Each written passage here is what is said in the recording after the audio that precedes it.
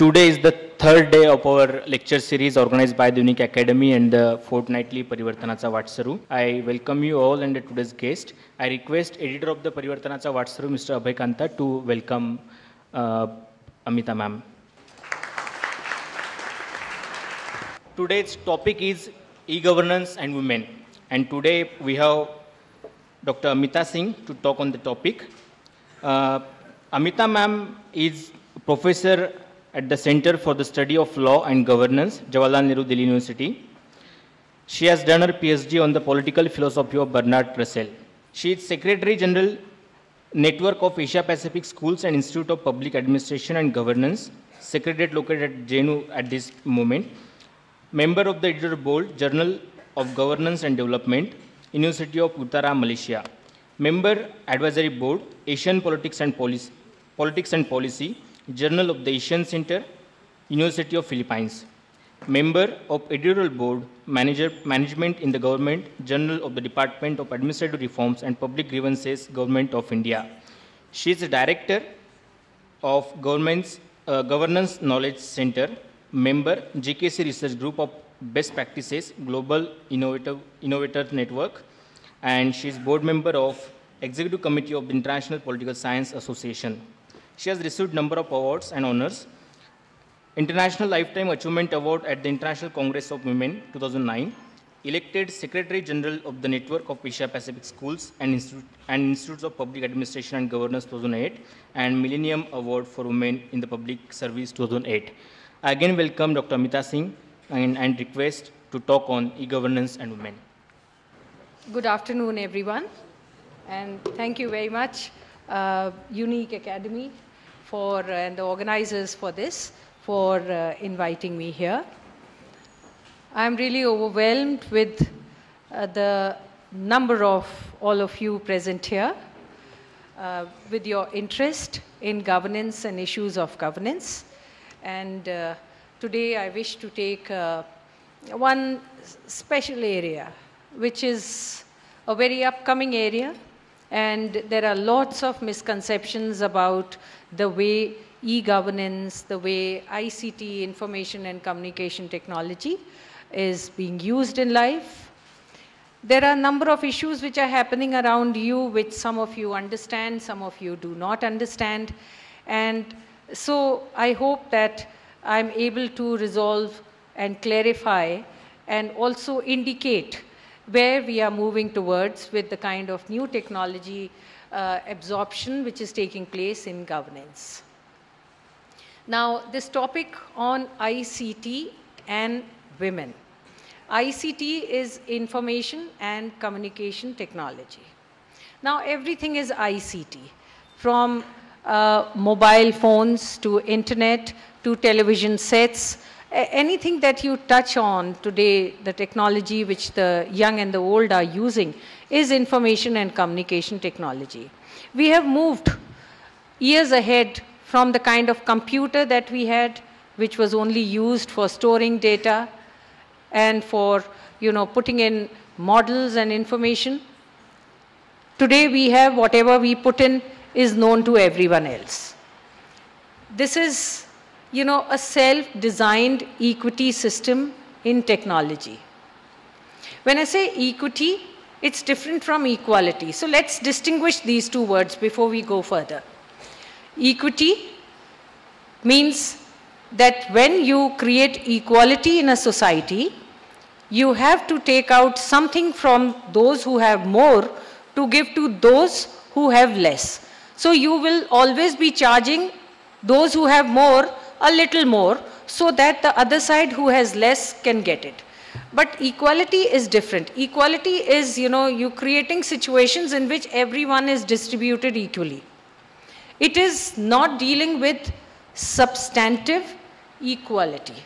Equity deals with substantive equality. Now, this kind of a technology is, in itself, some sort of an equitable distribution, because every information is reaching out to everyone. And you may think that I have a cell phone and the woman in the village has a cell phone. So what is the difference? We all have equal distance to information. We can all access information the way we want it. But this is not true. ICT is coming with a huge attack on the system of equality. Because ICT is not even interested in dealing with the issue of equality. Now supposing, I'll give you an example. Now supposing you have to develop your city. You give the charge to a developer and you say, you know, as it has happened in Haryana, Bangalore and Chennai, you know, they wanted to develop the city and they said, okay, we're giving it to a developer. Now there are plenty of developers, DLF, RD, you know, number of them you know by names. You allocate the developer's function to an agency. Now that agency has to develop. That's all it knows. It has to develop. Then, you know, gradually in your city you see those big machines moving in. The bulldozers and excavators, you know, all those big machines moving in. If you belong to a good locality, an authorized locality, you have no fear because you are the upper class people, you know, you have no fear because these machines are not and cannot attack you. But the sign of this big machines coming into your city is certainly going to threaten those who are living in unauthorized colonies, those who are living in slums, those who are living in poor regions, which are always scared that somebody stronger may come and displace us. These big machines are exactly like, or say equivalent to information and communication system. You have access to internet because you can pay for it. You have access to a particular kind of mobile because you can, you know, pay for it. You can buy it. Your purchasing power is important. You can pay for that. You can also get, you know, various systems installed in your mobile phone because you know about it. Half the people don't even know about it, which is the system. Now, you tell the elder people in your home, so I want to have, you know, the WhatsApp group with me, and then this WhatsApp will connect me to this. Then you have, you know, Twitter, then you have the whole of the social media.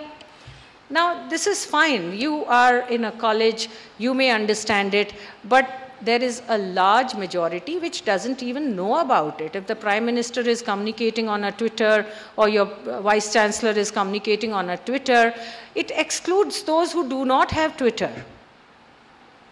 If I go to my classroom, I tell my students, okay, from now onwards, you have to submit your assignment on Turnitin. They would say, half the people who are coming, you know, who are new to the university, who are coming from regions that have not got such an exposure, they would say, what is this Turnitin? In shame, they don't even ask their other students, what is Turnitin? And gradually, a stage comes when they are face to face with their teachers. And if the teacher is understanding, they can, you know, explain it. If the teacher is saying, oh, how dare you come to JNU, you know, you don't even know this, then what would the poor student do? Turnitin is a system where all students have to put in their assignments. You have to go on the net and then get onto the library. A particular password is given, allocated to each student. You put in your assignment. Generally, most teachers do not accept assignments unless they go on the Turnitin, because Turnitin exposes the quality of the assignment. Wherever there is plagiarism, you know what plagiarism is? Plagiarism is when, you know, it's one of the diseases of today's world. Because you have access to everything, you browse the net, you have e-books, e-articles, everything. So students are just cutting and pasting. Some students are so much in a hurry that they don't even change the language. They just put it there, cut and paste. So this became a huge disease for teachers to handle. And this was all technology driven.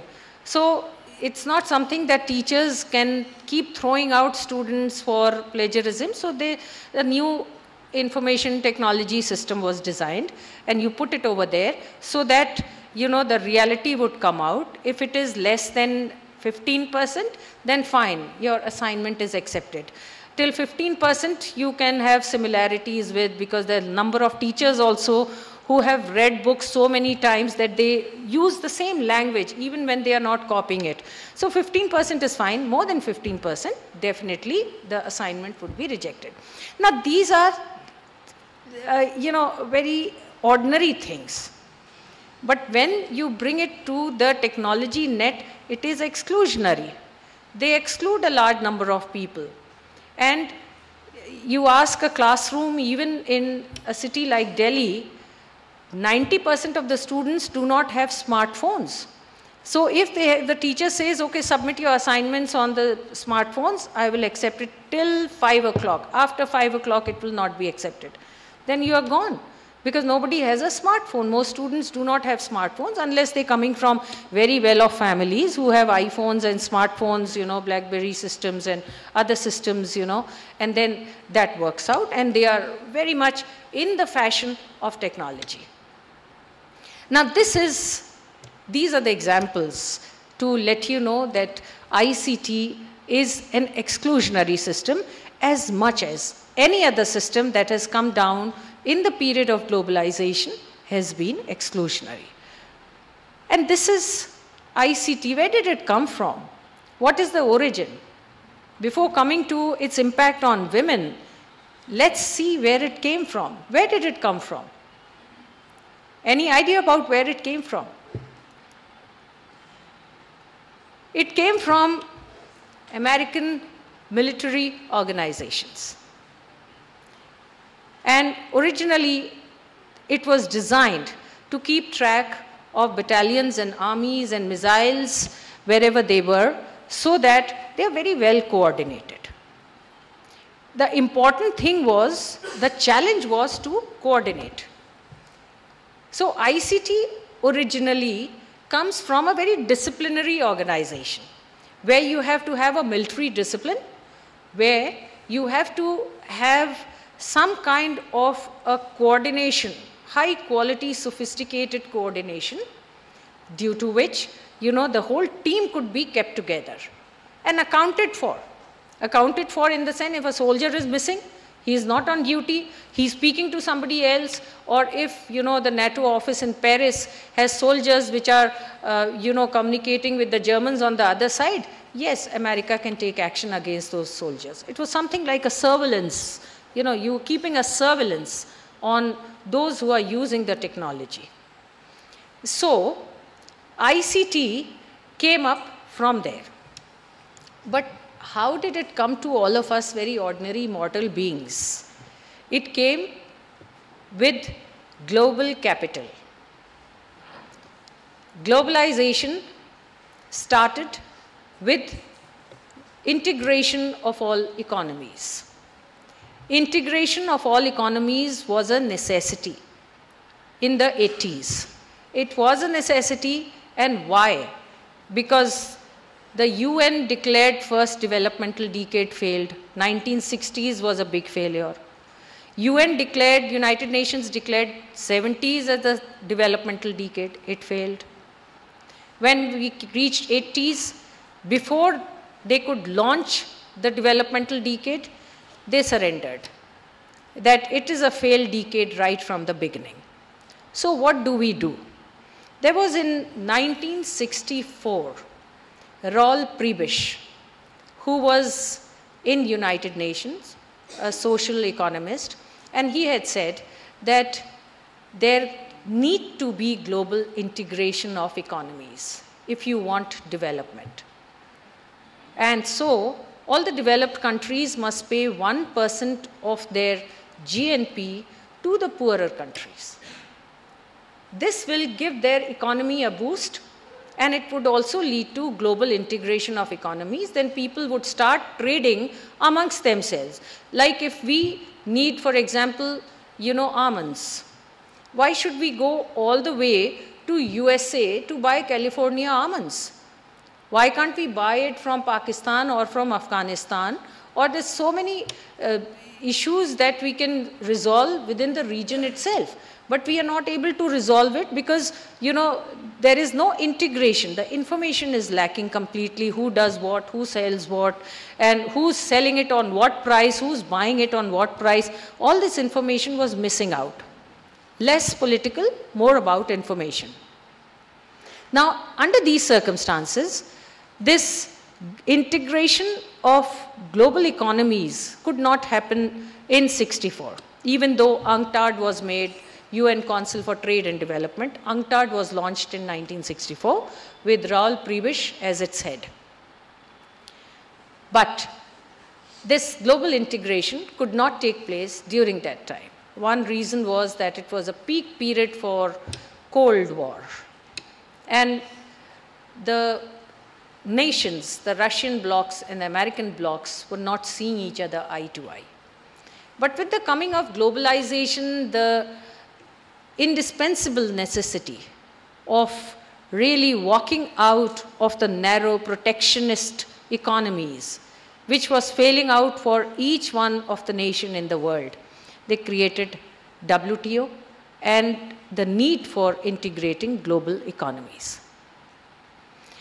This could not have happened without the introduction of information and communication technologies. And so it's called to be an offshoot. ICT is like an offshoot to globalization.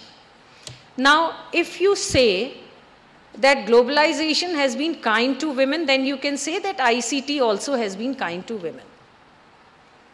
Similarly, globalization has not been kind to women, so ICT also has not been kind to women. Now, in what manner?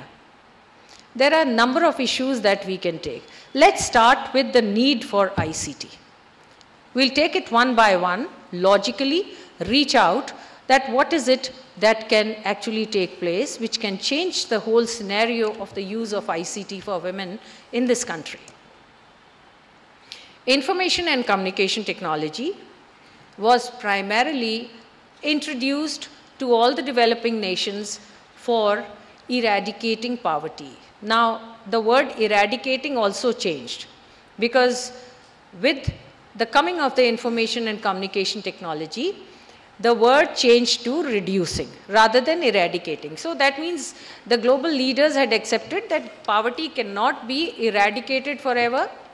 It can only be reduced. And we must have targets for the reduction of poverty. If poverty reduction was the prime aim, it was also a subsidiary aim of releasing money and using it for more sustainable purposes. What could ICT do?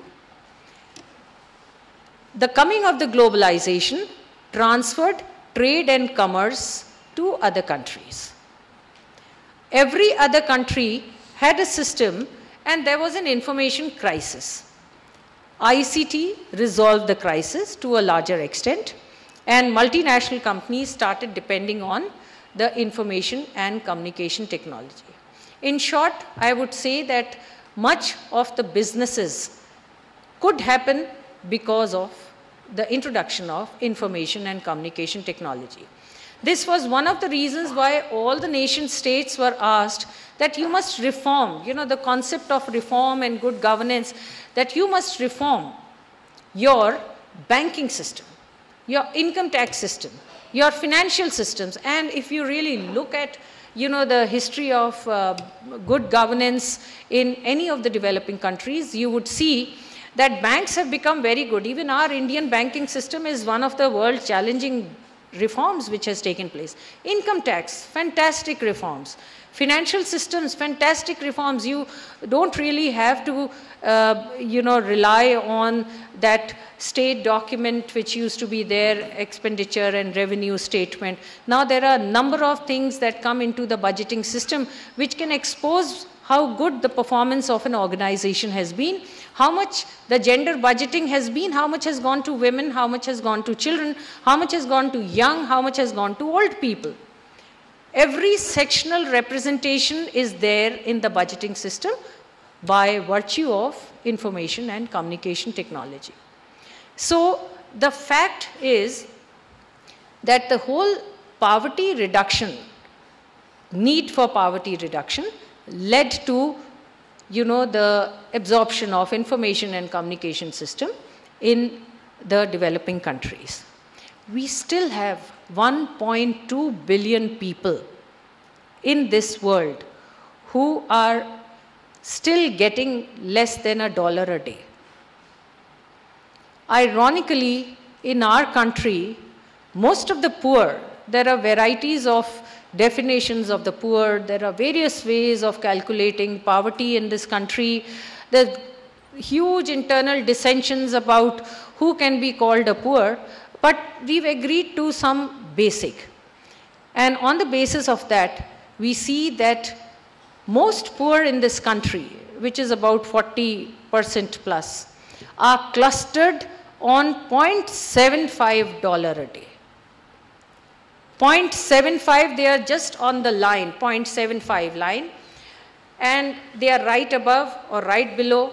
One calamity in the family, they would sink into poverty. One person falling sick in the family, they would again sink into poverty.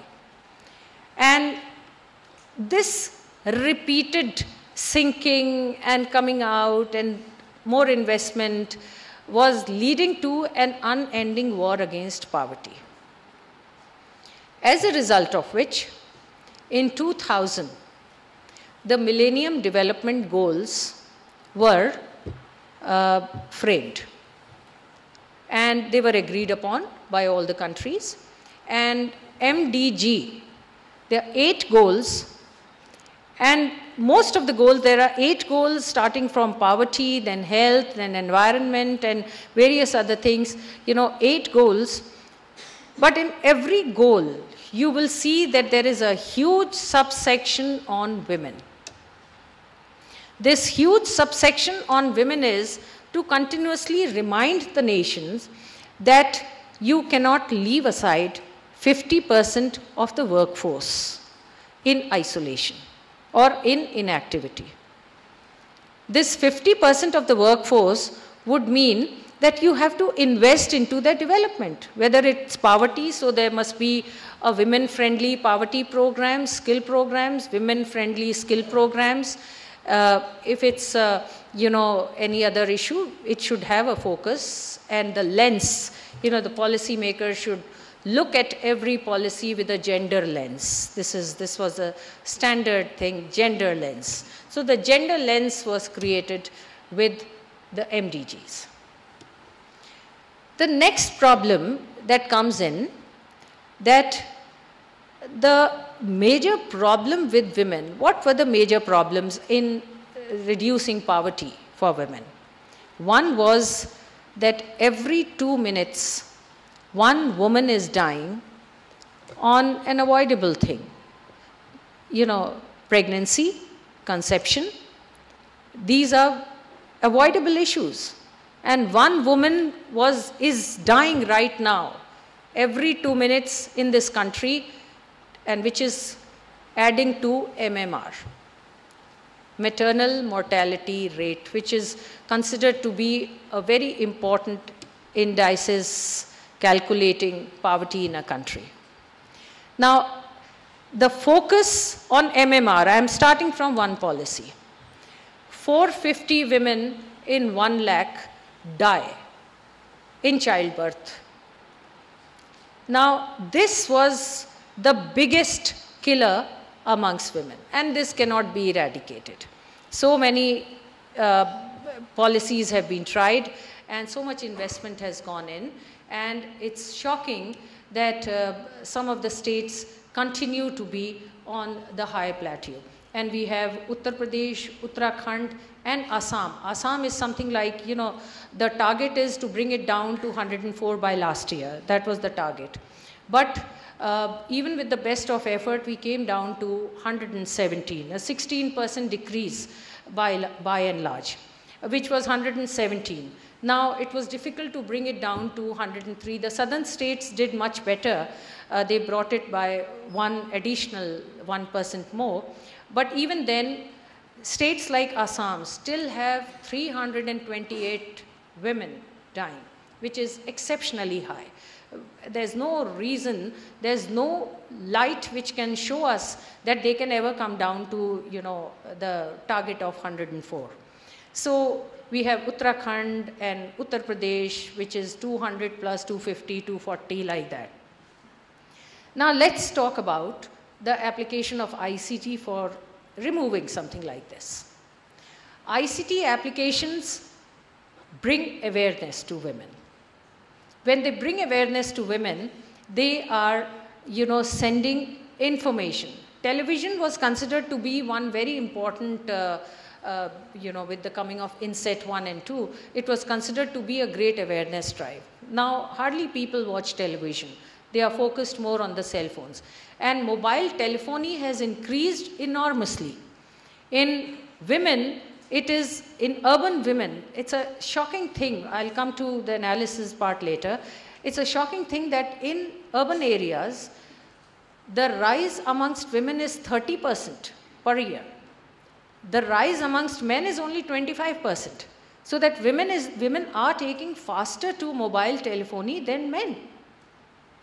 And much of the city development and the GDP has been directly associated to women adding value-added services to the mobile telephony.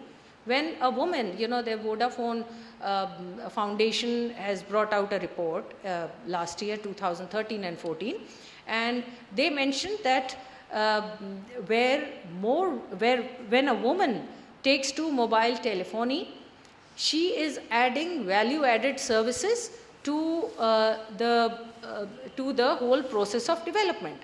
Now, when we say value-added services, what is it?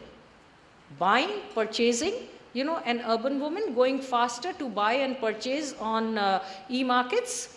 Besides this, career counseling. The third is, you know, critiques of products, which is generally not given by men. They, according to Vodafone Foundation report, it's happening more with women. Then the integration of self-help groups or activities, the NGO connections. There are more women NGOs, you know, brightening up in the cities than about the male-led NGOs. If I have to say about NCR region, where I come from, there are more than 4,000 NGOs, and out of 4,000 NGOs, there are more than 80% NGOs led by women. And all these women have WhatsApp groups, and they are communicating, if not on Twitter and other social media, WhatsApp is something they are all communicating on. There is this Data Mission Foundation, which is working on development of ICT amongst women. Now, they were asked to develop a very backward Muslim area in NCR region, which is Seelampuri, where women were not allowed to take education beyond madrasa education. It was also an area where women could not work, but there was huge poverty. And women wanted to work and contribute to the family income, but they were not allowed to. They had to stay in burqas and all. So Data Mission Foundation was asked by the state government to go and do something about these women. They took up a local madrasa in which they started training them with the basics of ICT, taught them internet, and with internet they were asked to generate skills. Now most of them had some other skill. Embroidery was one, painting was another thing. You know, ordinary paintings, now they're coming from UP, or they're coming from Bihar, or they're coming from Bengal. Then they had some sketches, traditional sketches in their mind, which they could do very well outside their houses. But now coming into NCR, they were not really made to use any of those skills. So in a way, those skills were dying out. The coming of the ICT and training of ICT, they were introduced to how you could develop your skill. How could you make it more market friendly? And how could you, sitting at home, you can convert your skills into cash? And most of these women started doing it with some hesitation. Gradually, you know, they started getting orders, and you know, there were a number of market companies also that gave them jobs, 20,000 a month. They had never seen 20,000 a month. So 20,000 a month and gradually increasing to much more. Then they brought other women also for the training. And now that whole region is pretty developed, but this developmental group, Data Mission Foundation, is continuing their work because people come and go and the work goes on. So this is one example. There is another example from an international scene. A Muslim family living in France, and when they migrated to France, the husband died. And the wife didn't know what to do in the foreign land because they had the green card, they could stay over there, and they can't even at this stage, they can't even return to a war-torn city from where they had come from. And she had an old father to take care of and 3 children. No future. What would she do?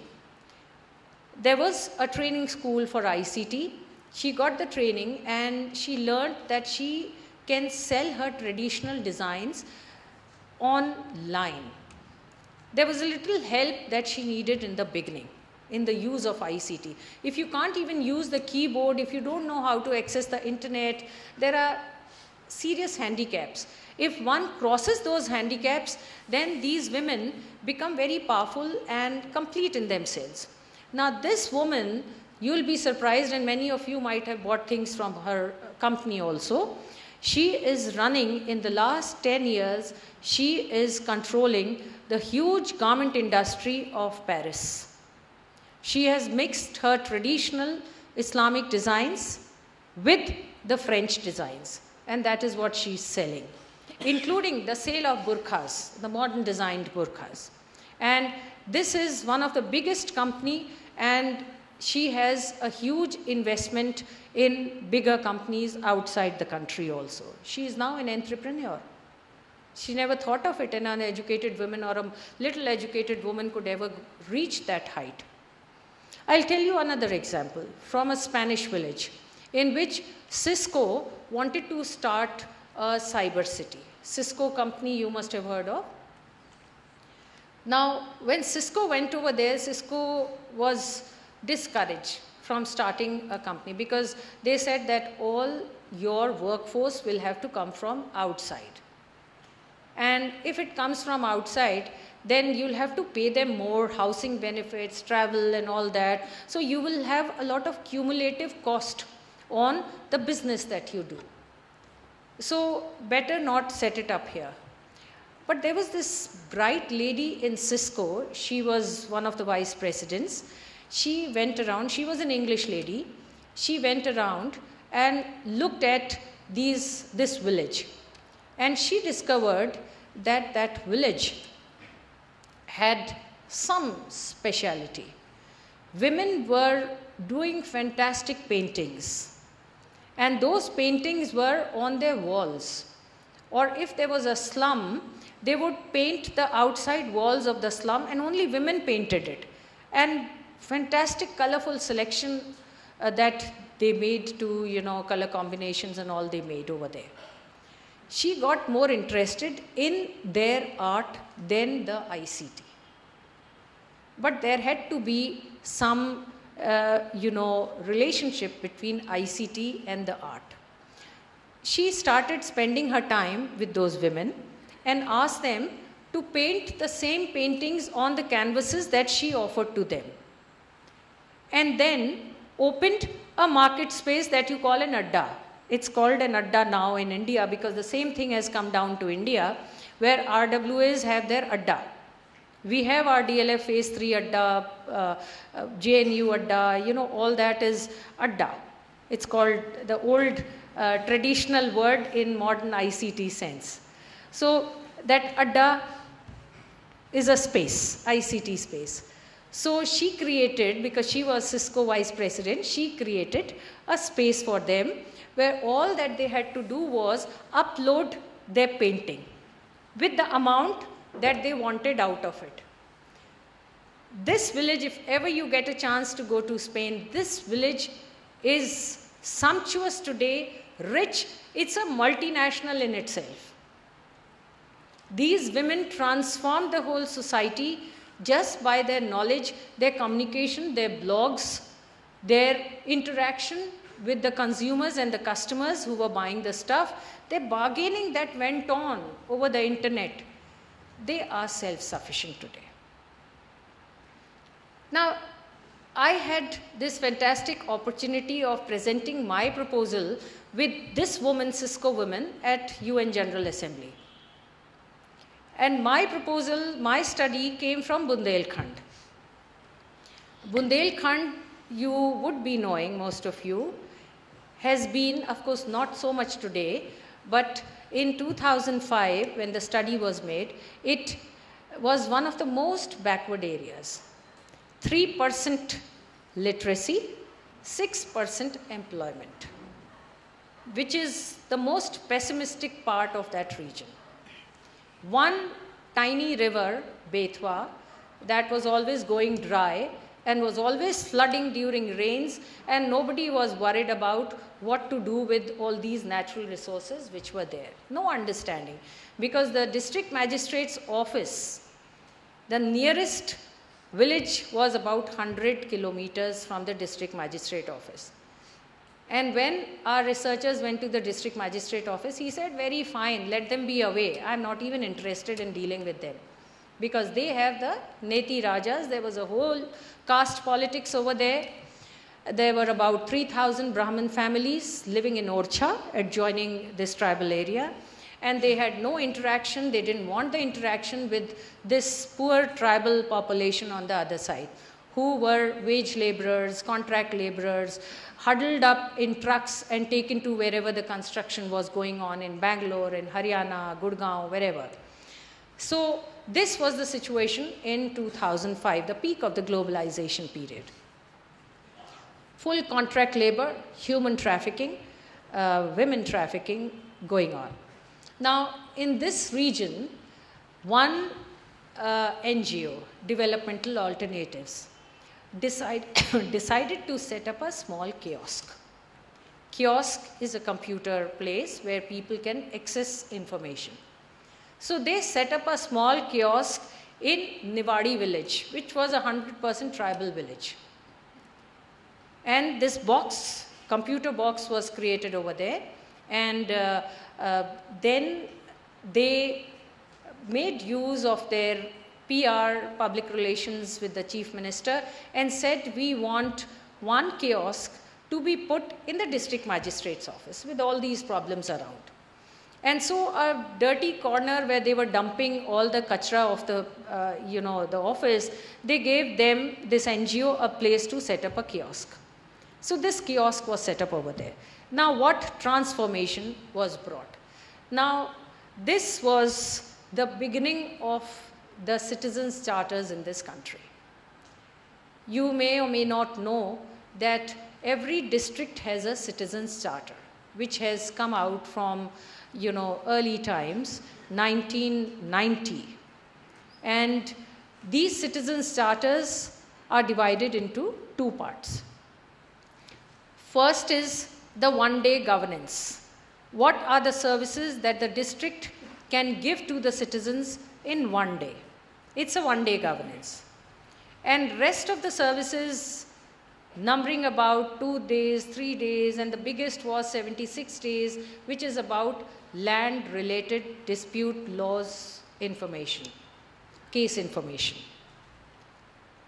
So that means within 76 days, you can be assured of all the services that the district magistrate need to give you. But has this ever happened? If this had happened, then we would have been living in a different rural India. We would have been living in a very bright, prosperous, happy, communicated, democratic country. But this has not happened because these citizens' charters were lying in dust. It was only when Veerappa Moily set up the second Administrative Reforms Commission in 2006 did he come up with one report, the 15 reports on Administrative Reforms Commission, which were created between 2006 and 2010. One of the reports is on ICT, and one is on accountability and ethics in governance. where they have mentioned that this country has 376 citizens charters, out of which only the banks are using the citizens charters. And because the banks are serving people so well that now even the banks are not really forced to use the citizens charter, because the services are being done to people, but citizens charter is one strongest framework for accountability. Now, in Bundelkhand, the kiosk was to accept the one-day governance applications, whether it's driving license, SC/ST certificate, or it's about financial assistance for the girl child or the admission in a government school. They all fall under one-day governance. Now, this had to be transferred to the district magistrate. Now, most of these people couldn't leave their daily wages, travel 100 kilometers, go to the district magistrate office to seek that benefit. It would have been very expensive. They preferred to pay to the middleman 1,500 or 2,000 rupees to get all these certificates, which were so important. Many of them never even tried to get these certificates because they never had 2,000 rupees and they could never pay the middleman, so their children were not even sent to the schools to be taught. There was a huge crisis of governance in this region. When the kiosk was set up, people were asked to come and put in their application, the cost of which was 20 paisa. It was scanned, put on the computer, immediately sent to the district magistrate office, where the person was there to print it out, place it before the district magistrate, get his signatures, and send it online back by the evening for this. Now, two things happened. One would be that if it starts functioning exactly like that, the district magistrate would have, nostrils of the district magistrate would be hooked, because he would have to sit in his office every day to get these papers signed, because there is somebody waiting to take a printout and give it to him. Now, this immediately was perceived to be one big factor for bringing accountability and transparency into governance, an indirect method of bringing transparency and accountability. What happened? That the whole month passed and nobody was coming to the kiosk. None of the tribals were coming to the kiosk. And they thought that it is some middleman's mischief, why they are not coming. And when they went and found out, they found out that the tribals have been told by the middlemen, including tehsildars and all, that, you know, you should not face that ghostly screen. Because if you face that screen, then bad omen will fall on your family. So don't risk that. Now imagine that ICT is taken to a society, a community where people were so backward. They were believing in ghosts, tantra, and varieties of unseen forces which could affect their lives. So definitely a lot of, unscientific things were also happening in those regions. So this ICT, to bring them to the ICT was a big challenge in itself. Then they went to the 3,000 families of the Brahmins living on the other side of the road, Orcha village, and said that why don't you come and help them out? You are educated and you are sitting without jobs. Not that the Brahmin families had jobs. With all the education, even they did not have the jobs. So they said, we'll offer you jobs, but you will have to do something in coming across the road for the welfare of these tribal peoples. Isn't it something like the global capital to be shifted from the developed countries to the developing countries? The welfare is in coordination, in mixing up forces rather than living in segregation. So some families, some bright young people, men and women, they gave interviews to us also, they moved. and came to these villages. Now they spoke the same language because they belonged to the same region.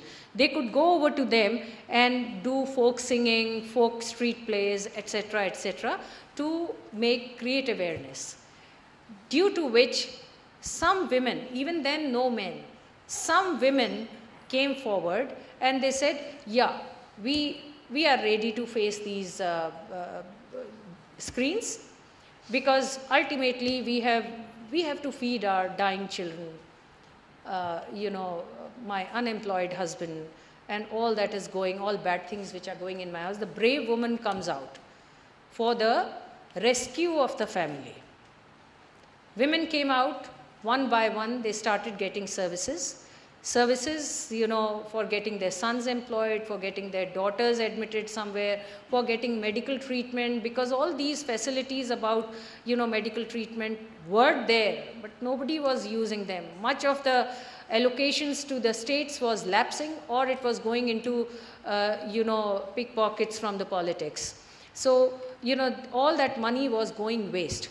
But now, it was being used.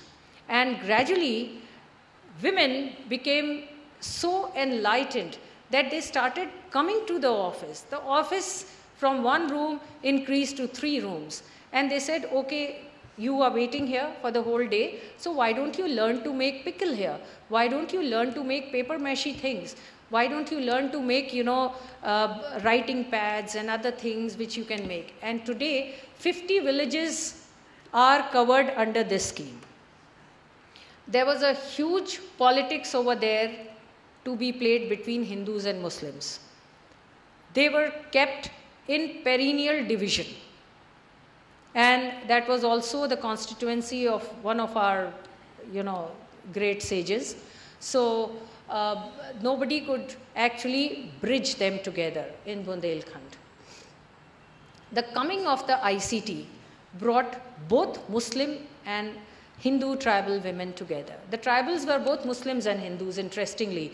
If you go and see them, they have a religion of their own, but they were divided deeply on Hindu and Muslim lines. They started coming together. During lunchtime, they ate food together. And when they were interviewed that how is it that your men are fighting outside and you are sitting inside and eating food together, including the Brahmin families from the Orcha village, they were all sharing food, sitting together and eating. They said the response which they gave became a key hitter in the UN General Assembly for framing the policies of ICT for women, which was, they said that the first thing that we need in our lives is our livelihood. Everything comes second. And if anyone prevents us from our livelihood, definitely we would stand against those people. And that was end of the dirty politics of that region also, because now these women are also generating electricity for themselves. There is a kind of a shrub available in Bundelkhand which can be used for electricity generation. So they are running all those, machines which could do that. After a little training from this Dr. Khosla, who is heading developmental alternatives. He is a scientist from America, and he returned to India to contribute to his people and poverty reduction. So now, that has increased. There are a number of other examples. Barefoot College, you must have heard. In Rajasthan, this Barefoot College is all run by women. Water resource management, electricity generation, managing of cables. One woman sitting on a computer and she's managing everything, how and where the problem is. So we can go on giving a number of examples. Let's come back to the substance. Despite this huge embedded potential of ICT, we still have 300 million women less than men on the internet. We have such a slow graduation of women to the internet and to the use of ICT technology and to mobile telephony that all these opportunities are being blocked. They are blocked for various other reasons also. One is affordability. The other is access. You must have read that a number of Khap Panchayats in the western UP, Punjab and Haryana have said, even in Andhra, they have said that they would not allow their girls to use the mobile telephones. In 1999, I met this professor working on ICT in Baltimore University. She came up, she was much revered professor because she came up with ICT for women in Baltimore University. Later on, you know, that merged with the UN university.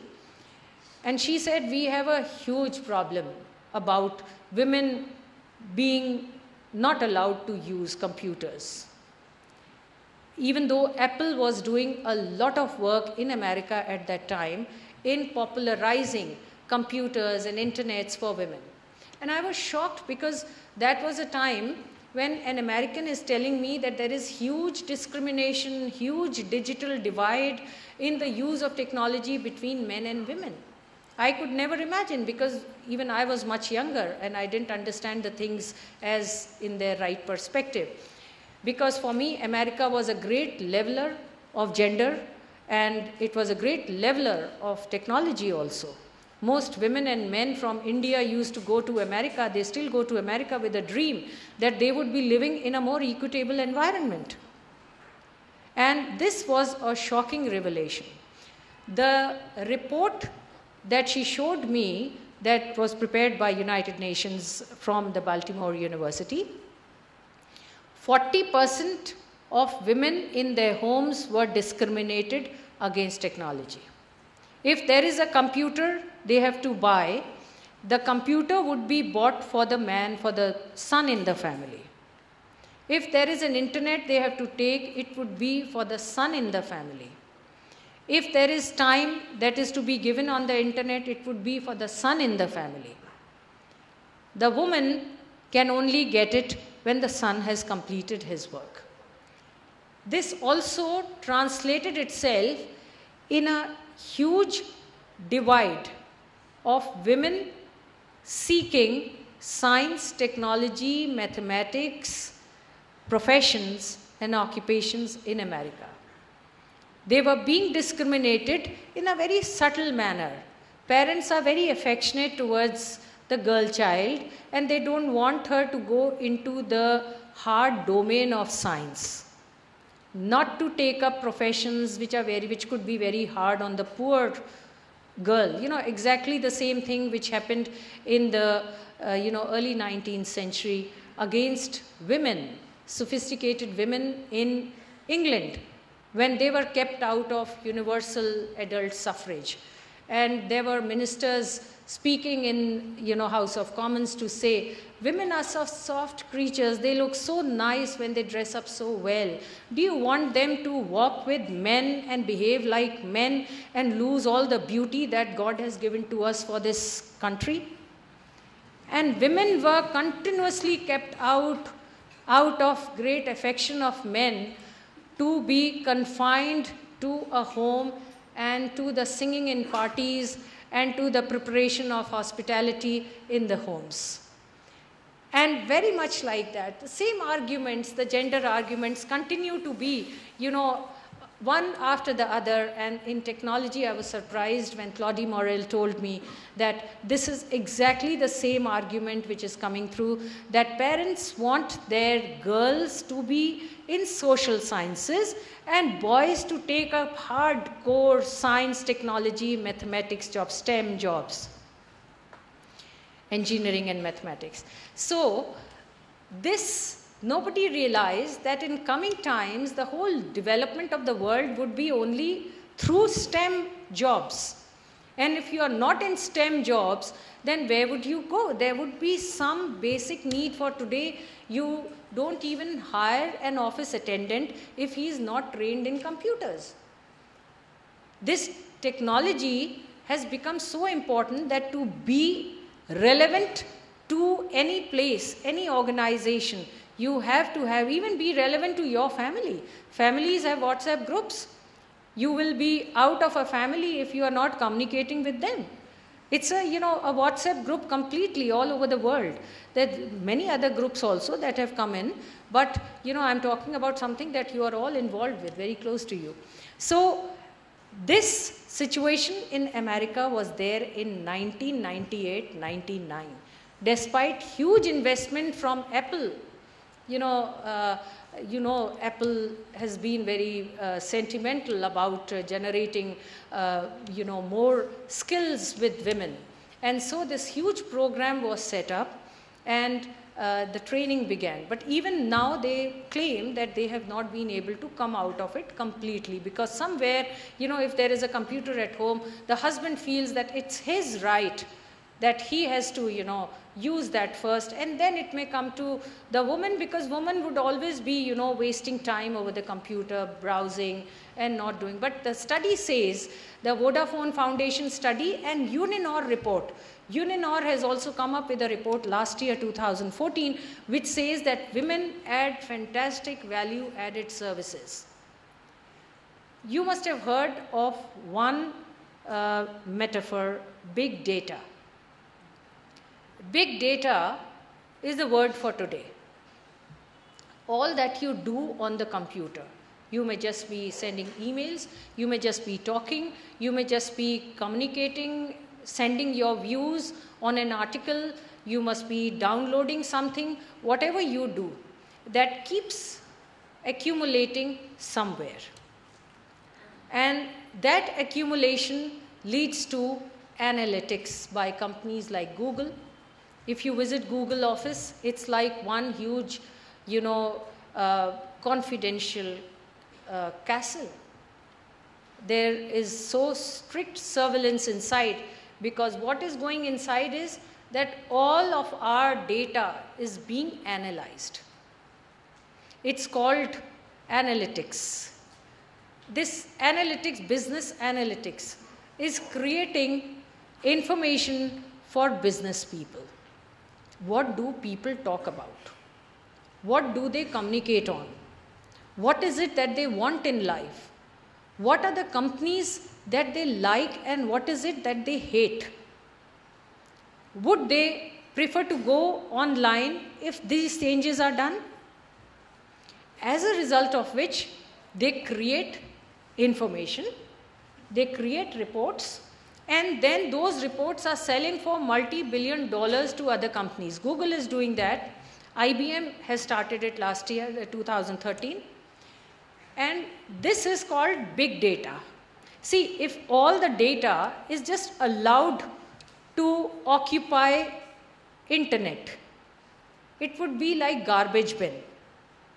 If you have to search for it, whatever happens in our study rooms, if we don't really structure it after, a month or so, it is like a garbage bin. Because you won't find any paper. There are all the good books, but you can't access good books. There are all the good articles photocopied lying in your room, but you can't access it because you've forgotten where you threw them. So it's like systematically classifying data and putting it together to be used by everyone else. That big data report that Uninor has come up with says that women have been adding more value-added services to the communication that they have on the internet. And this has increased global business by 48%. Can you believe this? Just the contribution of women communicating, which men have always been looking down upon as a garrulous community. These are the women who have increased businesses by 48%. By just communicating on the emails, because they are, just as they are more expressive in their real lives, they are more expressive on the internet. This is what the study says, Uninor. It says that women are very open, straightforward if they have to present a view. They would not waste time designing a very lucid language for expressing themselves and reaching to very confusing information. but better information, which the companies can use more effectively. They would say, oh, it is just rubbish. The color combination of, the blue with the red did not match. It's like what the police forces use in our country in the uniform. And immediately, a straightforward approach. This is how women communicate. It is a fantastic, natural glory of a woman that is expressed over the computer, compacted by big data, and analyzed by the business analytics to be used in businesses.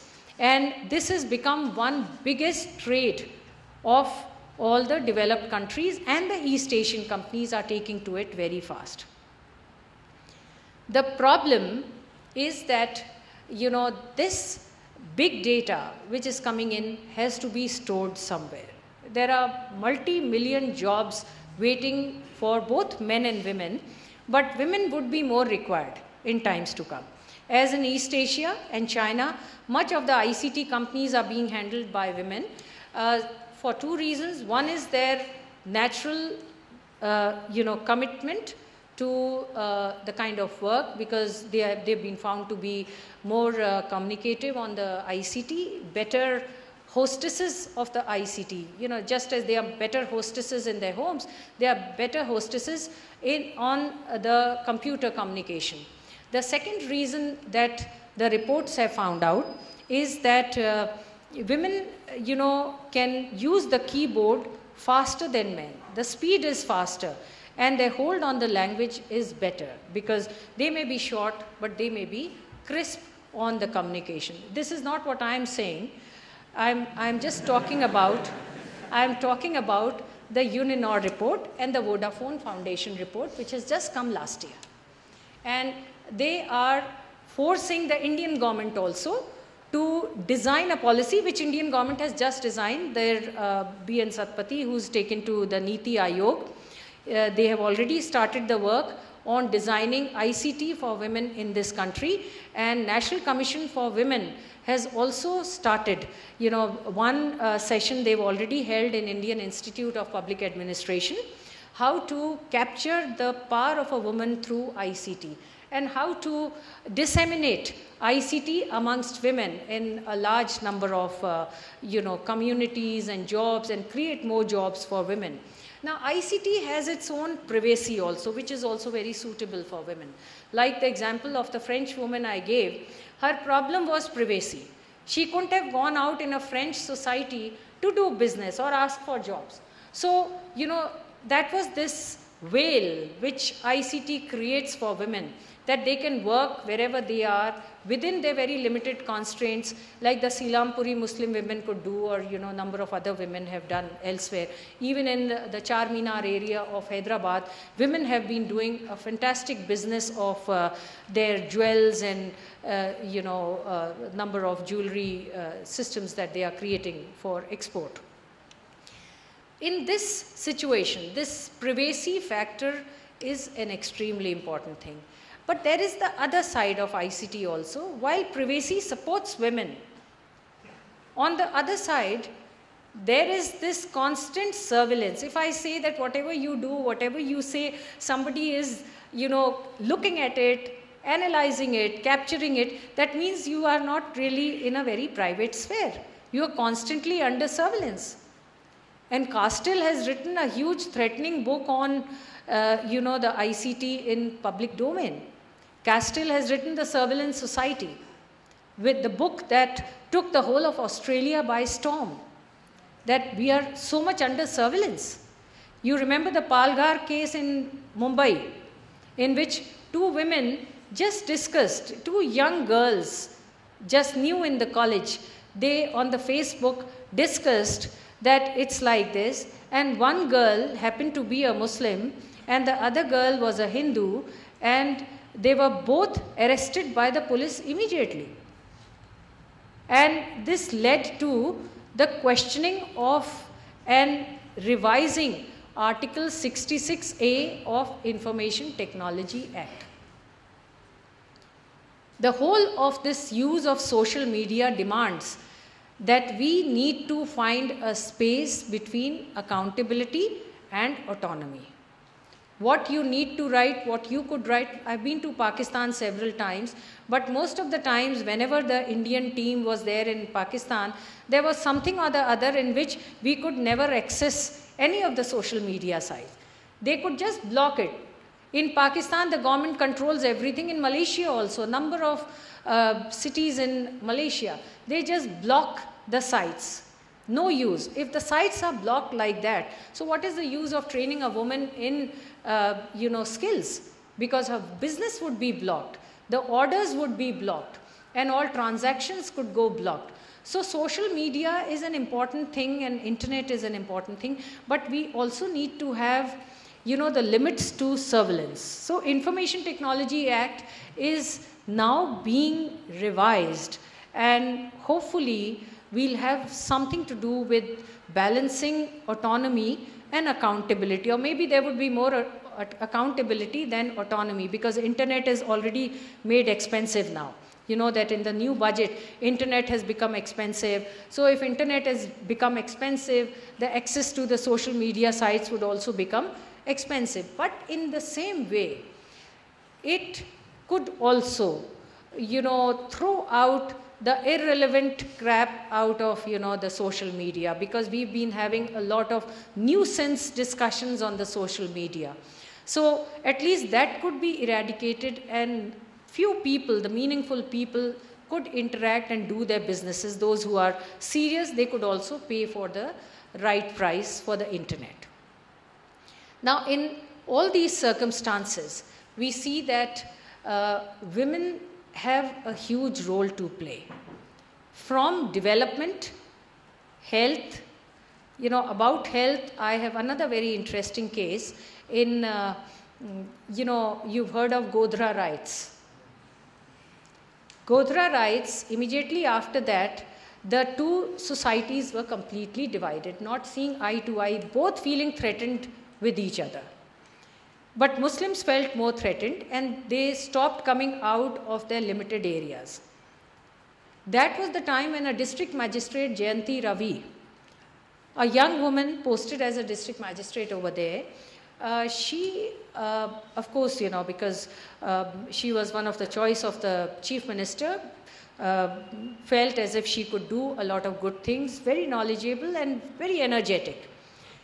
She started a program, Mahiti Shakti, the power of information. And in that Mahiti Shakti, there were a number of features, but I'll mention one feature which transformed the society and the life of a Muslim woman over there. Every grocery shop was put up with a kiosk. The Muslim community was feeling threatened, so they would not like to go to a public place, would have no trust with the government to use their services. So how do you bring them back into the mainstream? That was the task. In Mahati Shakti, kiosks were opened up into grocery shops. Every family has to go to a grocery shop to get milk, to get eggs, bread, etc., daily course. And men or women, they always reach there. Being there, they were told that if you have a problem, you put 20 paisa, and in complete privacy, your demand would go, and by evening, one-day governance. And here also the citizen charters were really revitalized, say resuscitated. So they agreed to it. They were very open to demanding certain things, because there were huge demands, especially the medical demands, because they had no place to go, they had no money to actually get the medical treatment done for very serious diseases like tuberculosis and so. The DOTS people stopped visiting them after the crisis. So they started doing it. They got by evening they would get the date and the time of appointment, and they would go over there on that particular date in full privacy to the doctor, and doctor was supposed to be available over there, and the present government applied the same thing with Delhi bureaucracy also. Swipe the card when you enter the office. If you swipe the card, that's also part of information communication technology. You swipe the card so the whole office knows that you are inside. And what people actually suffered from, that the bureaucracy was never available for them whenever they needed. And they would be in meeting, Sahab meeting mein hai, Sahab meeting mein hai. So Sahab is always in meeting and people are always in the waiting. So this situation was immediately avoided by ICT, that the doctor has to be there. Now you would question me, if the doctor suggests certain medicines, then the medicines are generally not available in government hospitals. For that also the ICT created a system that at the end of the day, the doctors will have to work hard. They'll have to send the list to 3 distributors, not 1, 3 distributors, to say that these are the medicines which are needed. These are indispensable medicines. By 9 o'clock tomorrow, you'll have to supply it. So the distributor, whoever has it, would supply it next day by 9 o'clock. So when the patient comes in, they would always have the medicine to be given. This worked so well that within 6 months, the communities got together again and very happily living together again. And when a number of researchers had gone there, I particularly sent the Muslim researchers from Governance Knowledge Center, and the Muslim researchers returned very happy and with good records. So this is what is called good governance and how it can transform societies through ICT. In Ahmedabad, on an average, every citizen going to the municipal corporation was spending 2,000 to 5,000 rupees to seek ordinary services. A woman would never get her services because she didn't know how to pay the bribe. And if she is a single woman, she would be worse off. So as a result of which, women were being marginalized. As I told you right in the beginning, ICT has a huge capacity to marginalize and exclude. If we do not have policies, women would be completely marginalized. And if we have policies, we could have fantastic GDP growth, which, as I already told you, Uninor and Vodafone Foundation has come up in the reports. It's 48%. In Ahmedabad, the use of kiosks and use of this technology has brought the per capita GDP and disposable income to a higher level. And we have similar reports. But let's go back to, states like Haryana. Haryana is the richest state in the country. How much time do you have? So Haryana is the richest state in the country. It has the lowest sex ratio. And even with all the effort and money and awareness which is going in, the sex ratio is not really coming up. Interestingly, the women are largely being trafficked because there are no brides for men in Haryana. So women are being trafficked from the northeast, from Nepal and from Bengal, poor regions, into Haryana. And, the situation is the question mark that if the state is rich, and it's a cyber state also. Haryana is a cyber state. It is a cyber, Gurgaon is a cyber city, and most of the cities are now cyber cities, Panipat, Hisar, you take up anyone, Chandigarh, they are cyber cities. Despite that, they always give the argument, whenever we are in meetings, they would always give the argument, we'll go for absorption of women through the CUPs. Because CUPs have to decide whether women need to be brought into ICT or not. Because we are doing pretty well in development without the absorption of women in ICT. What do you say to that argument? Is this rise sustainable? They've already had 2 jolts. One jolt was because all the investment in ICT is through a service industry. Service industry, if you don't train your own people, then the whole of the service industry comes from outside. The whole of the Haryana cyber city regions are captured completely by people from outside Haryana. And now there are serious problems, demographic problems. In Gurgaon alone, there are 1,500,000 plus migrants from Bangladesh running the garment industry over there, cyber city over there, lower wage laborers over there. Now, all this has to be transparent somewhere. This state has never created transparency of ICT systems while it is doing business. The local women are not getting jobs because they do not have the training. There is huge marginalization, and now most of their projects are stalled. They have 235 public-private partnership projects which are stalled. Why? Because Manrega has created a situation in which the poor man refuses to leave his village. Why would he go to Haryana and live in a shanty, open defecated area and be a contract laborer, be beaten by the local jats and be threatened and women abused? Why would anyone get into that? So they are not getting labor.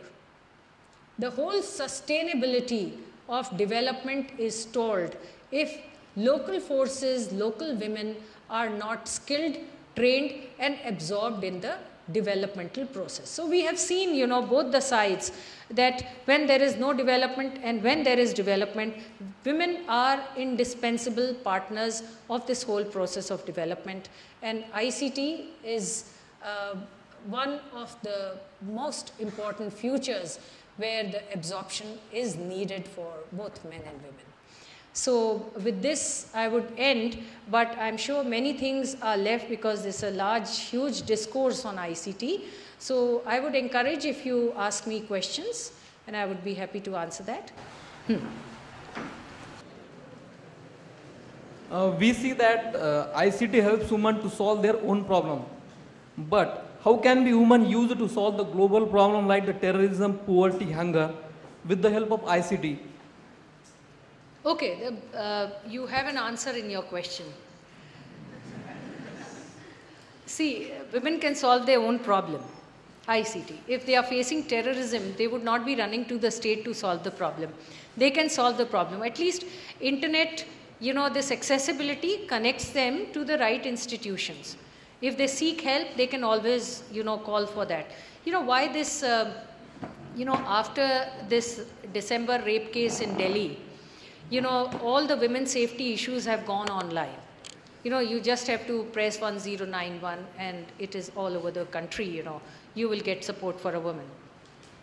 This is one answer to yours, that if women can solve their own problem, you will have women who can resolve problems of terrorism also. Terrorism doesn't come suddenly. Terrorism doesn't affect women only. No, madam, we see efforts only by the men's in forefront.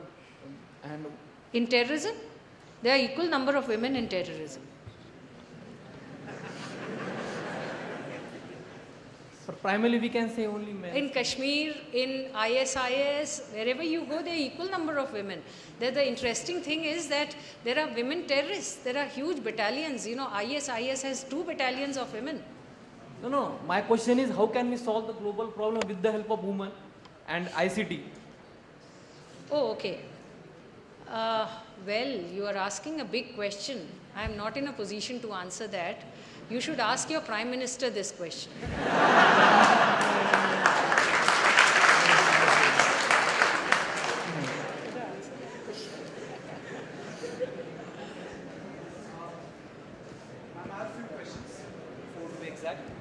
Ma'am, first is that you have explained, but I need a little clarification upon that.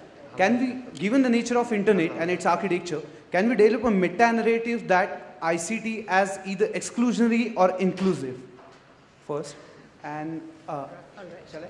Yeah. Second is that do we overestimate the capacity of traditional modernist state if ICT tends to be over-exclusive? Does it has got the right capacity to rein the ICT in for the betterment of people? Ma'am, and third, as you've time and again in your lecture, you mentioned that rather than ICT being an exclusive forum, patriarchy, state and social, limits the women from accessing it. And is it the battle in technological arena or the traditional patriarchal sense that we need to fight to make ICT really inclusive? And ma'am, fourth, which is quite technical, ma'am. They're actually all one. Yeah. Ma'am, and ICT, has internet hacked the tradition, means internet has hacked the ICT, information and communication technology.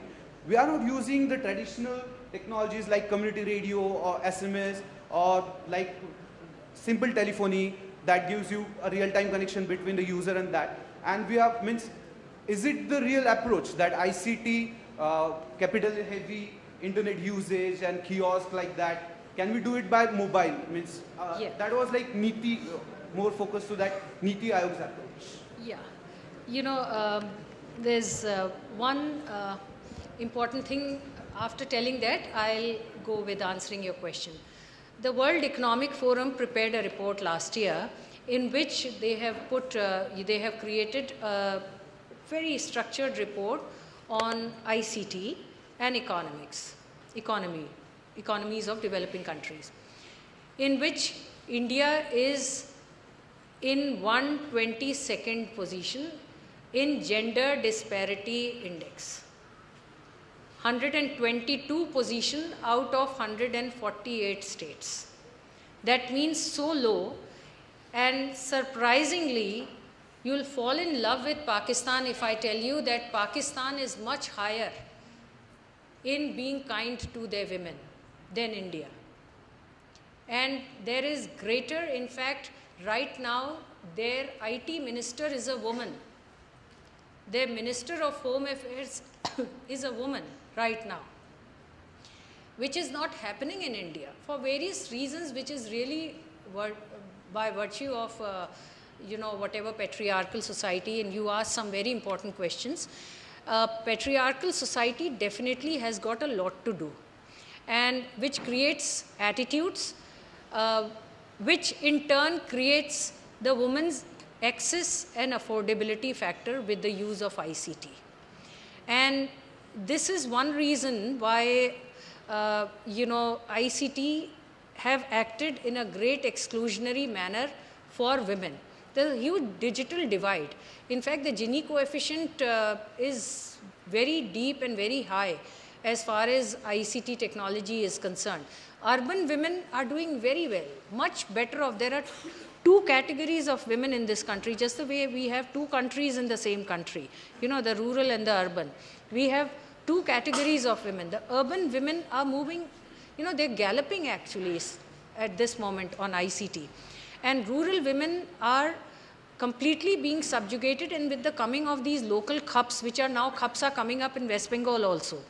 And with the coming up of these local cups, in fact, the Shalish, which were forgotten in West Bengal, are now coming up. They have been functioning in Bangladesh, and they had become very, pro-women in the last many years. But in the last few years, they are becoming like cups. And the same thing is now being brought into West Bengal also. So everywhere the rural women are a great sufferer. Now Bangladesh has designed a very good policy, Digital Bangladesh. Now India has also designed a policy, Digital India. Now this digitalization is going to send all the relevant services online in mobile telephony. There is a convergence which has taken place between the desktop internet and the mobile internet.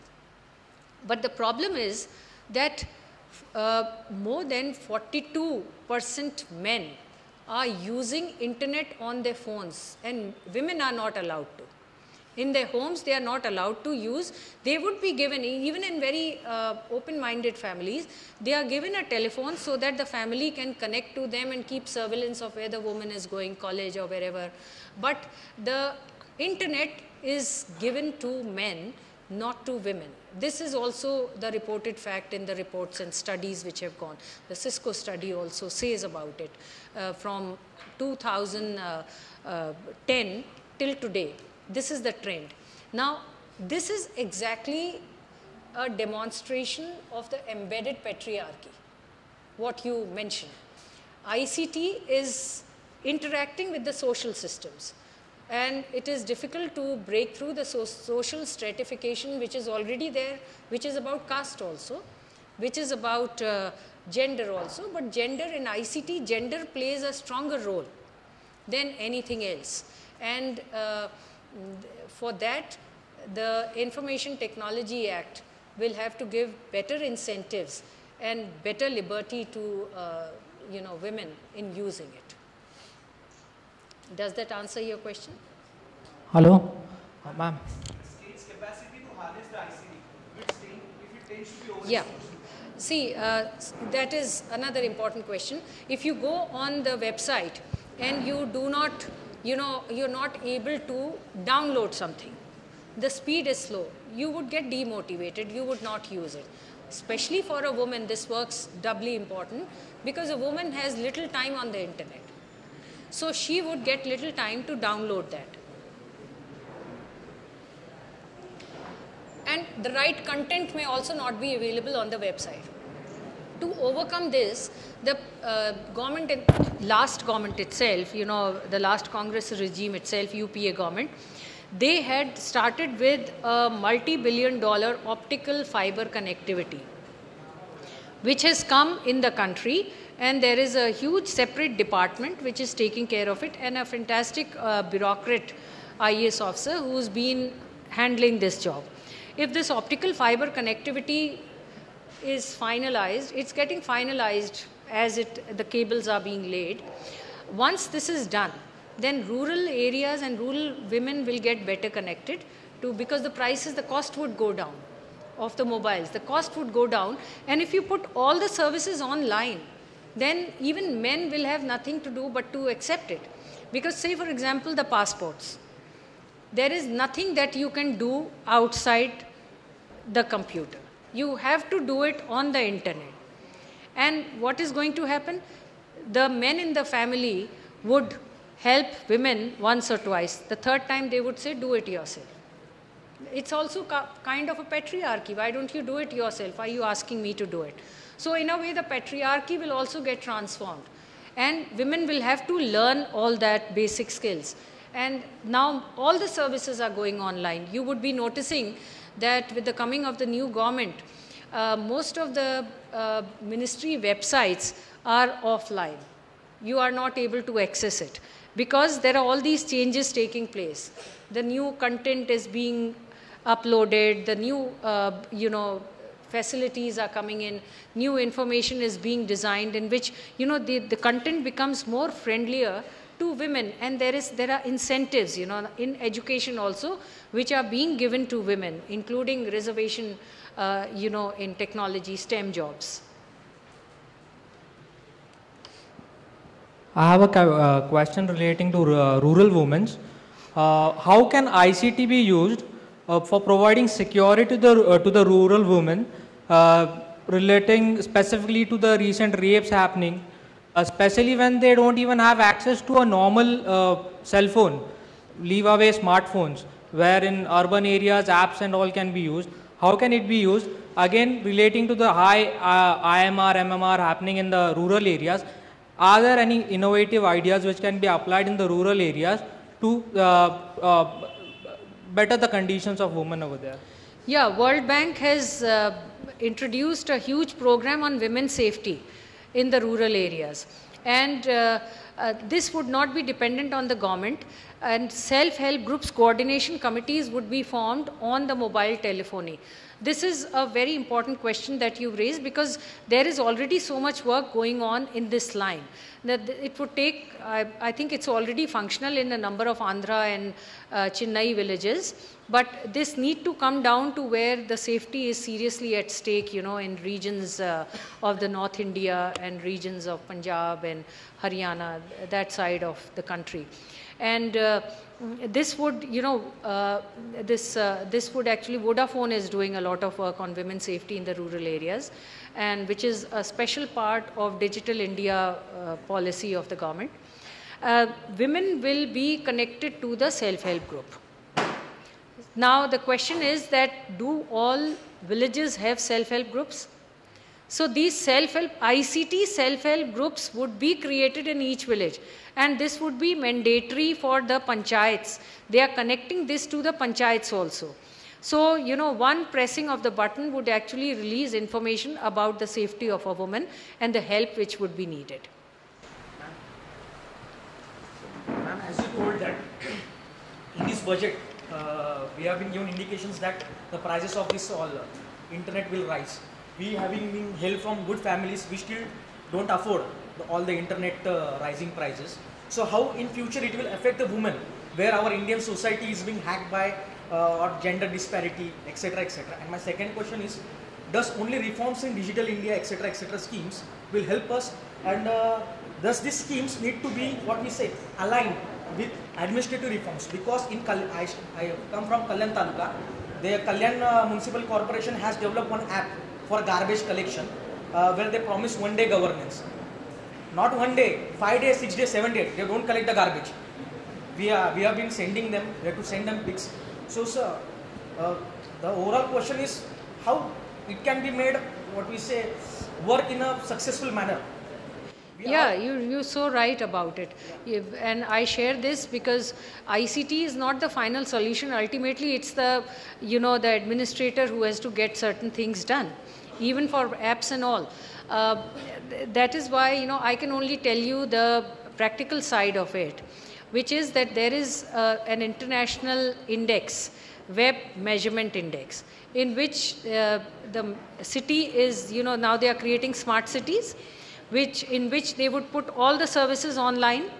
So that means if you are not accustomed to using ICT, you would be not even be a citizen of the smart city.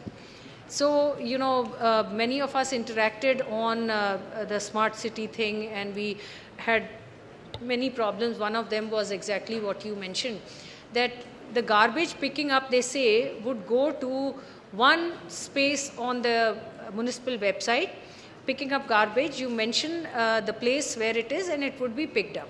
But ultimately it is not picked up.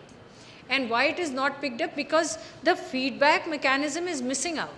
So in web measurement index, they see that it's not only one side affair, that, which is, you are telling the municipal corporation to pick up garbage and that's it. It ends there.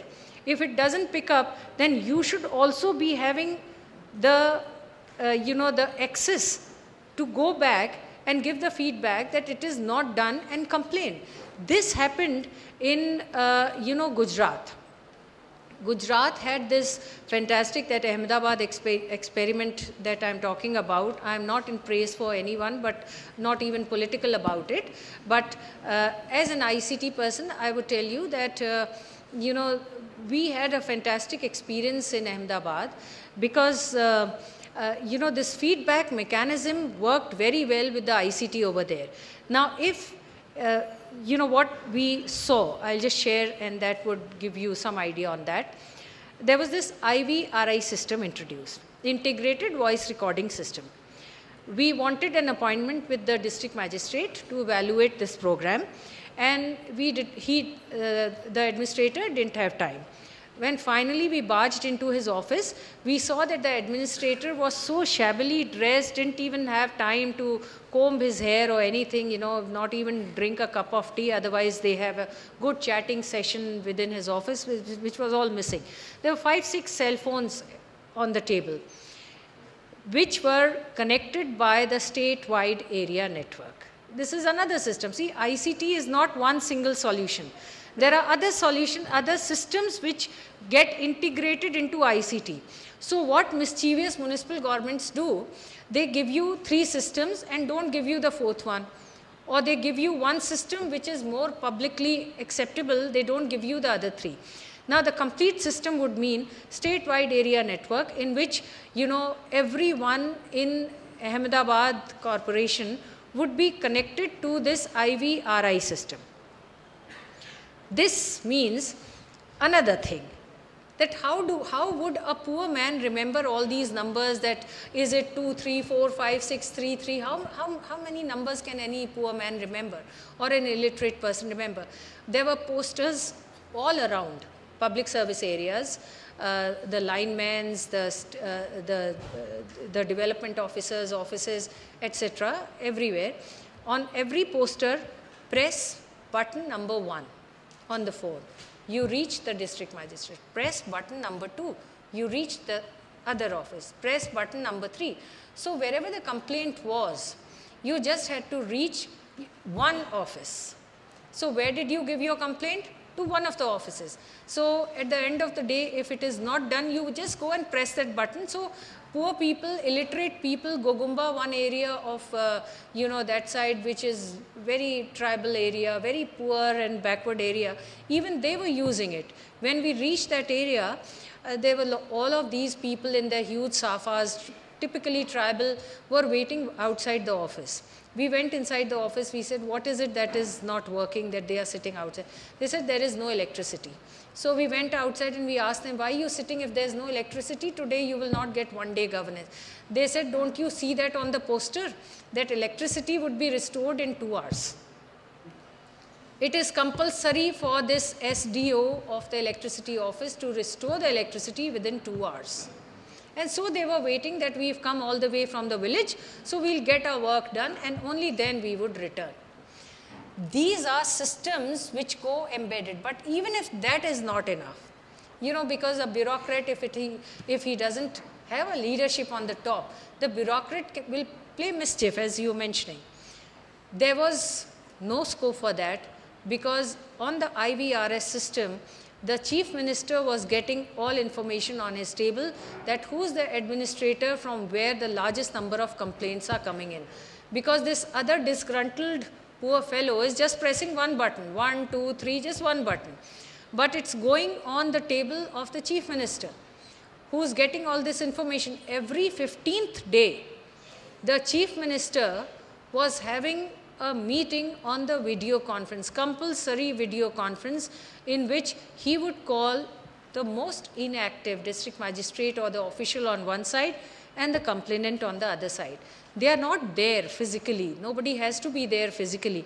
They just need to go to the office where they submitted the application, and the district magistrate or whoever the officer is will only be sitting in their office. So all the offices had video conferencing facility, the connectivity.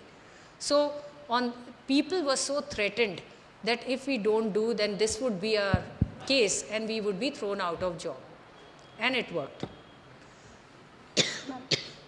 Hello ma'am, my name is Swati. I would like to know that in our country we have a huge chain of SHGs reaching to the remotest area of the country.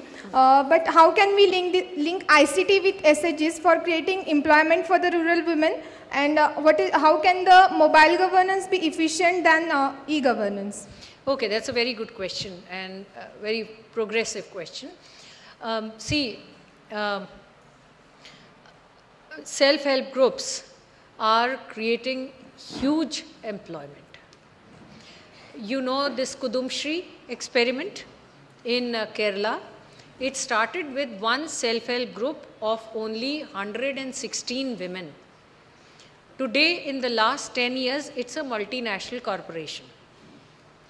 It brought women working on varieties of sari craft, embroidery craft, and the traditional skills of Malayali women. And they got together and they looked for a market for themselves. They did everything online. They connected themselves, and the state government had a lot to do with this. The support came from the state government. In the initial phases, they needed some developmental funds. In the initial stages, they needed some developmental funds which were provided to them by the state government. Gradually, their connectivity to all the panchayats. Now, most of the very high-flying states are not even connected to the panchayats. This is again, you reach out till the district and don't go beyond the district.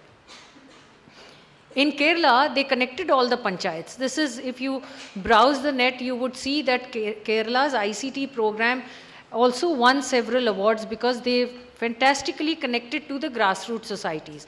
Self-help groups connected to the panchayats. Panchayats connected to the Kudum Shri project. And so all information circulated, and the supply chain management of a business was, completely managed by these women sitting in Kochi. And in 10 years, this I think would answer your question that how they could create. Now there are, maybe about 15,000 women employed under Kudum Shri. And, in 2011, when I had gone there, and I asked, we had meetings, and I asked the bureaucrat, the chief secretary, and she said, what are you talking? It's not a self-help group. Now it's a full multinational corporation. There is a huge international business that they are doing. Ma'am, I just wanted to ask you 3 questions. The first being, ma'am, this ICT might be a boon to the women and because its access is all over the country. But at the same time, it has a flip side to it when we see the rape cases and the deaths which are happening in the lower part of, like, the students of age 10, 12 committing suicide. Ma'am, do you think that ICT with all this information available on the net and the papers is helping, or is it encouraging these things to happen? The second question, ma'am, is... I'll answer your first question first. Huh? ICT is like any other technology. It's, the whole problem about ICT is that, suddenly it opens up to the whole world, right? But regulations, it's also a problem that, if you know the nature of ICT, it is like the cable goes to a node. That node is, connected to thousands of other cables, which further goes to another node, connected to thousands of cables. So at every node, the governments try to control, the information, which is a bad sequence to it. The problem is that, when do you give your child a technology? When do you give your child a knife? Knife is the first technology.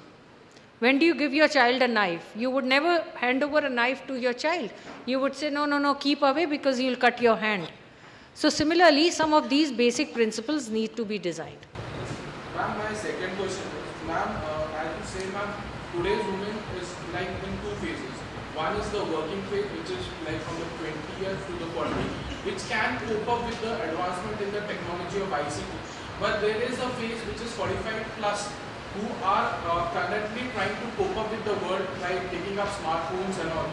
But the advancement in the ICT through smartphones and the apps which are coming in is so advanced, which it takes time for this group to cope up. So how can the government or anyone in the nearby help these people to cope up with the advancement in the technology, focusing on the group which is from 45 plus onwards? Okay, so the working women have increased their access to internet and modern smartphones by 67%. But we are not berating the housewives and those who do not go out to work. They are also 48% increase. That's a substantial increase. So, the gap could be bridged with certain incentives that policies can have for these women, which would be putting on the right content. There are many things that women are looking forward to, but they are not getting it online. But, these private business houses where we buy our stuff from, online, they are doing a fantastic job in the last 6 months. Jabong has taken to, creating spaces for women where a cloud has been created by Jabong, where women who want to sell their stuff could go. It's only a space for women. You can browse the net and you can find it. It's only a space for women. Those are stuffs which a woman in the privacy of her house can buy that stuff. She may have to look for a male counterpart to take her to the market to buy that stuff. All that is going on, so that this accessibility and incentives are increasing in the lives of women. ma'am, the last question. Ma'am, as a country, India, are we ready or our mindset is up to the mark to adjust to the advancement in ICT? Absolutely. Ma'am, there are two big points. See, as his question was about patriarchy. Your question is also about, how do you address patriarchy? Mindset is whether it's trained or not. One has to get the right incentives. If, like, say, I gave the example of a passport. If passport services are not available outside, then one has to go online. Create the indispensability, which the present government is trying to do. For the initial phases, there is going to be huge marginalization. But I understand there is a huge funding which has gone into skill building. So they will be forced to build up their skills to access those services. There would be a peer competition even between households, whether you have the internet or you do not have the internet. Old people would also like to have the internet now and learn those skills. And how that skill is being managed is something that we have to wait and see. But definitely, Indian mind is, 300 million internet users are added every year, which is phenomenal. Of course, it is much less than what is happening in Indonesia, Malaysia, Philippines, where there are more people. But if you look at the functioning of the state over there it's only NGOs which are running the governments. Philippines, the government is doing very less. Philippines is all NGOs. People are devastated because the governments are not acting. They are dipped into corruption. Indonesia, the governments are very limited, so much of it is being handled, government is not even bothered. Malaysia, the government is taken to a huge lot of things, but corruption has completely, overtaken the Malaysian government. But if we take it region-wise, in India, we have a better scope for ICT than the neighborhood countries in Bangladesh. Bangladesh is walking very fast, but Bangladesh and Pakistan, Afghanistan, Nepal, Maldives, we are doing much better. China is much above average. China is doing very well. And why China is doing well is because all the business has gone online. If you put all the business online, say for example, if you say all the admissions would only be online, assessment would only be online, all the young ones would go online, the daughters would have a reason to go back and fight with the parents and say, I would not get admission if I am not online. So all this has to be done. Mic check. Ma'am, firstly, compliments to you for your talk. My question is, do you think ICT is the only panacea for solving the problems? Coming to the rural perspective of the question, in most of the parts we don't have people, though it be men or women, who are literate, who can't even differentiate between numbers or alphabets. So in that case, don't you feel awareness is the first thing? And when it comes to awareness, the schemes by the government, though it be Digital India or different kinds of schemes, are they sufficient enough? I mean, we can't have one solution for all the problems, because problems differ from region to region. And that's why we need different kinds of problems and different kinds of solutions to tackle the problems. So ma'am, what's the way in which we can bridge that gap? Okay, see, the first question is that people in the rural areas are not educated enough to access online. And so whether ICT is going to serve their purpose or not, right? The point is that where is the choice today? ICT is already in our lives. Those who do not go to ICT, they would be losing opportunities equivalent to $1 billion per year. This is a huge documented record in the reports which have come out from these, non-government organizations. Now, since there is no choice, the only choice is that one has to learn this skill. Now, how rural people can benefit out of it is, how can the content be relevant to them? Now, the content is being made very relevant to them. Meteorological department is being connected to mobile telephony. When it would rain, when should they go and sow the seeds? When should they keep the fields ready with plowing and other things? When should they store and how should they store the grains? When should they go and use a particular technology, or should they not? You know, so, and the distributional factors about the seeds, about, you know, the land holding size, which is the most appropriate crop to be used for what. In fact, you know, it's very interesting, but I would share with you in, you know, in the KBK district of Odisha, you know that they are the most backward 3 districts of Odisha. The local people said that we have been having 40 crops in a year from the same land. We had heard of multi-cropping and 4 or 5 crops in a year, but 40 crops in a year. And then they were asked to explain. And this was the interactive meeting going on in TIS, Mumbai. And they said that, see, in the first round, we do this, and there are about 20 crops side by side, which we are getting in terms of leafy vegetables, nuts, in terms of, you know, fruits, in terms of this, grains. And they made it very clear that they could do that. Now, the thing is that nobody knows that they are doing it.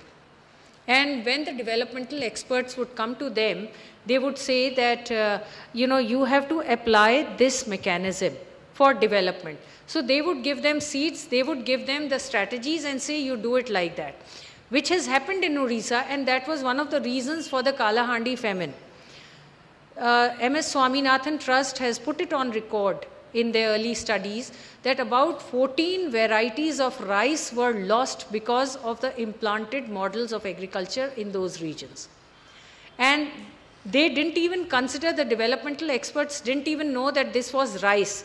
They thought it is something rubbish and, you know, some grasses, and they just removed them and eradicated all those forests over there, where within the forest the tribal people were doing agriculture, and this was the rice which created the nutritional value, and this is the rice which could grow in drought periods. This never needed much water. So this ignorance can be overcome and farmers could be helped. All this information about indigenous wisdom, local wisdom is also online, as Kerala has done. The panchayats are asked to put everything online, which they have been doing, the anthropological information and the local strategies, you know, local wisdom online, which the developmental experts need not eradicate, but use and transform so that the same system goes, but in a better way. And this can only be done, you know, there's highly populated areas. Where do you connect to people unless, you know, it's all connected on mobile phones? Mic check. Ma'am, in case of Bundelkhand area you spoke about, in that case we had kiosks been put up in different areas. For that you needed people from NGOs who could help the tribals to understand and tackle their problem. But what's the method we make them self-dependent? Why do we need NGOs? Though this might be the initial stage, but we'll have to work from the grassroots in order to make Absolutely. Absolutely. This is completely agreed, and the kiosks didn't end up with themselves. Of course, the same experiment of developmental alternatives failed in Punjab. In Punjab, they started this experiment which I mentioned before Bundelkhand. And in 1 month, 3 months, all that people came to ask them for, that how do we migrate to Canada and Australia? When they shifted out of it, because this is not for which they were setting up the kiosk in Punjab. So they shifted to a backward region in Bundelkhand, where people needed services. And when they said we need livelihood, then they created livelihood. They used science with ICT to disseminate information on how, you know, they can revive their local information into global businesses. And that developmental alternatives office Tara Hart is called Tara Hart. Hart is a market. So that Tara Hart now has several setups across the country. And they are doing global business. They are selling a large number of stuff which poor people are creating. And now, you know, sometimes there was this great floods in the Bundelkhand region, you know, even in the dry area, in which the office was closed for 3 months. There was a huge crisis amongst the local people, and they said, do whatever, we have to get back to our temple. This is our temple, this is our livelihood domain, we have to restart it. They built the whole thing overall again and then recreated the office for themselves. Thank you, ma'am, for having delivered a richly illustrative, a very comprehensive sort of a talk regarding several aspects about e-governance and women. A topic which is unending all by itself. If you look at the questions, it's like we can spend a whole night sitting over here and thrashing out a range of issues related to it. Just one small thing in order. It seems we have, as you rightly said, on one hand, a very complex idea about what constitutes ICT, and at the same time, we also seem to have a very simplistic notion of the same. So, there was some question which was raised about women's safety, rapes and ICT and all of that. I don't know whether we did ponder upon this, that if you look at the Uber rape case, if you look at the Nirbhaya rape case, these were not exactly happening about women who did not have access to ICT. So merely access to ICT is what is going to keep us safe from things. Just as there is something that is called as an online capacity building, there definitely is something that has got to do offline capacity building. The two have got to be in some way meaningfully associated with each other, and that's exactly what she did underline in practically everything that she tried to illustrate with. So having had said that, I would place on record our heartfelt gratitude to you for having had traveled from Delhi and delivered absolutely illustrative thing, richly illustrative with all range of examples from all parts of the country, coming from Kerala, going all the way up to Punjab. So it was quite thing in terms of trying to understand as to what all experiments are happening in different regions of the country and trying to in some way or the other draw on their benefits. Having had said that, I would say the session for today is done. We would be gathering here tomorrow in the evening again at 5:30 for another session. Thank you, ma'am, once again from behalf of the Unique Academy and from everybody present today. Thanks a lot. Good night.